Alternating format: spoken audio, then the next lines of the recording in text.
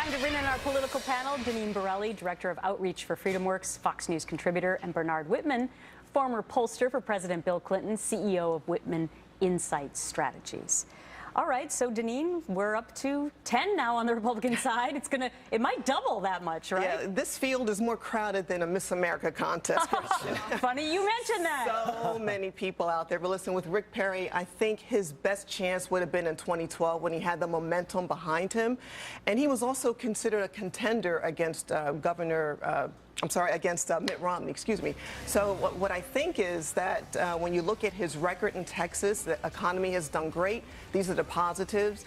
He's also a D.C. outsider. So I think those are the things that will work best in his interest. As a disadvantage, he has to raise a lot of money. Right. And he is also one who is very competitive field, so he has to do really well in the debates. In the debates, which was his downfall last time, and he had a lot of back problems, and people said, well, maybe he was on medication. You know, Bernard, what do you think? I think actually the good news for Rick Perry is at this point he won't even make the debates because you have to be in the top 10.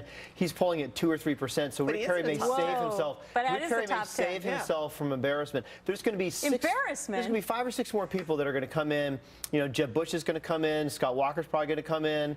Chris Christie's probably going to come in, and Bobby Jindal is probably going to come in. So when you're pulling 2-3%, you are probably not going to make it into the top 10. You're probably not even going to make it onto the stage in Cleveland. So good for Rick Perry. He won't have to shame himself. First of all, you never know. Politics is so fickle. You have no idea what's going to happen later on today or tomorrow.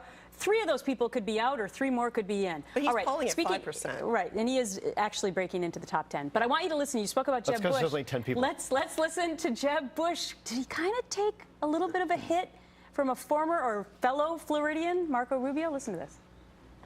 It's kind of hard to imagine that my good friend Marco would be critical of his good friend Jeb.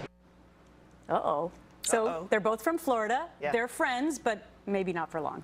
Well, Bush is trailing slightly behind Rubio, and he's taking this jab. Listen, Rubio could bring in the young voters. He could also bring in the Hispanic voters. So I think that's kind of why he's making those comments. But with Bush, you know, you've got the name recognition. He has a ton of money behind him.